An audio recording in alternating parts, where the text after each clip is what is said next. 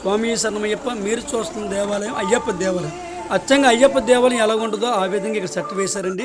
Set వేసి నిత్యం భిక్షలు పెడుతున్నారు. ప్రతిరోజు కూడా మధ్యాహ్నం భిక్ష ఏర్పాటు చేస్తున్నారు. అయ్యప్పలకి భవానీలకి అందరికీ కూడా మనస్ఫూర్తిగా వడ్డించి కూడా ఏర్పాటు చేస్తున్నారండి.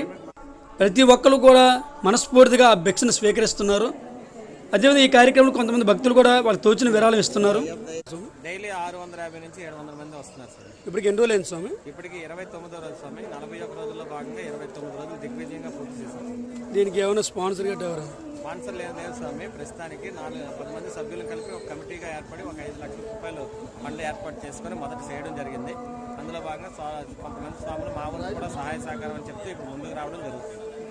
జొన్నవలసలోని స్వామి అందరూ జొన్నవలస అయ్యప్ప స్వామి సేవాపీఠం, విజయనగరం మండలం, విజయనగరం జిల్లా, జొన్నవలస గ్రామం స్వామి. స్వామి శరణం అయ్యప్ప.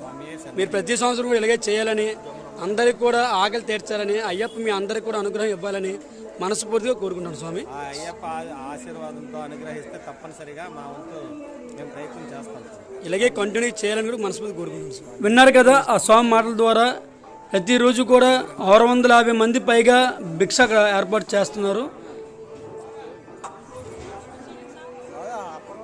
ఇప్పుడు భిక్షకు వచ్చారు కదా, మీ అభిప్రాయం చెప్పండి. ఏంటి ఈ వాతావరణానికి ఎలాగుంది, ఏంటి? చాలా అద్భుతంగా ఉంది. అయ్యప్ప క్షేత్రంలో ఉన్నట్టు అనిపించిందా మీకు? అట్మాస్ఫియర్ చాలా బాగుంది. ఫుడ్ విషయం అంతా బాగున్నాయి అనిపిస్తుంది. అంత బాగుంది స్వామి, చాలా బాగుంది, అద్భుతంగా ఉంది. ఈ మాటల్లో తెలుస్తుంది స్వామి మీరు ఎంత అనుభూతి చెందారని. స్వామి శరణమయ్యప్ప. ఇది ఎన్నోసారి స్వామి మీరు మాల వేయడం? 7వ సారి.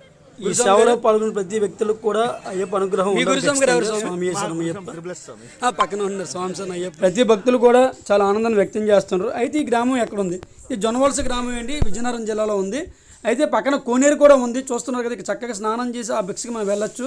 అలాగే ఈ భిక్షలు ఏర్పాటు చేసిన అయ్యప్ప సేవా సంఘం అందరికి కూడా ఆ భగవంతుడు ఆయుర ఆరోగ్యాలు ఇవ్వాలని మనస్ఫూర్తిగా మన ఛానల్ తరపున కోరుకుందాం.